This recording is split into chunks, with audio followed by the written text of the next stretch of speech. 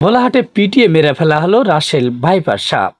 চাঁপাইনবাবগঞ্জের ভোলাহাট উপজেলার ১ নং সদর ইউনিয়নের আলালপুর গ্রামের দক্ষিণ অংশে ভোলাহাট স্পেশাল বিজিবি ক্যাম্পের উত্তরে রাস্তার সাথে পূর্ব দিকে আমবাগানে শ্রমিকেরা আম পাড়ার সময় সাপটিকে পাশে দেখতে পায় এবং সে সময় সাপটিকে লাঠি দিয়ে পিটিয়ে মেরে ফেলেন শ্রমিকেরা।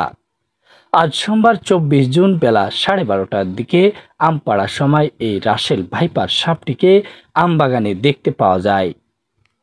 আমবাগান মালিক ও ইমামনগর সরকারি প্রাথমিক বিদ্যালয়ের সদ্য অবসরপ্রাপ্ত সাবেক প্রধান শিক্ষক মিজানুর রহমান জানান, সাপটিকে মেরে ফেলার সময় আমি নিজেই সেখানে উপস্থিত ছিলাম এবং রাসেল ভাইপার সাপটিকে দেখতে পাওয়ার সাথে সাথেই শ্রমিকদের কাছে থাকা আম পাড়া লাঠি দিয়ে পিটিয়ে মেরে ফেলা হয়।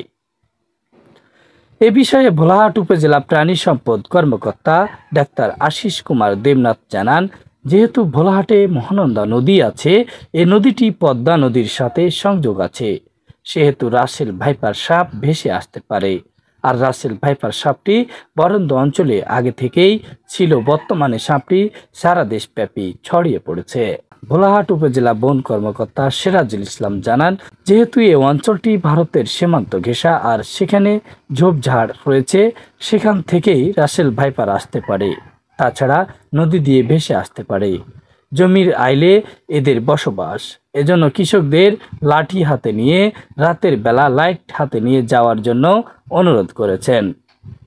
মোহাম্মদ জামিল হোসেন, বরেন্দ্র নিউজ।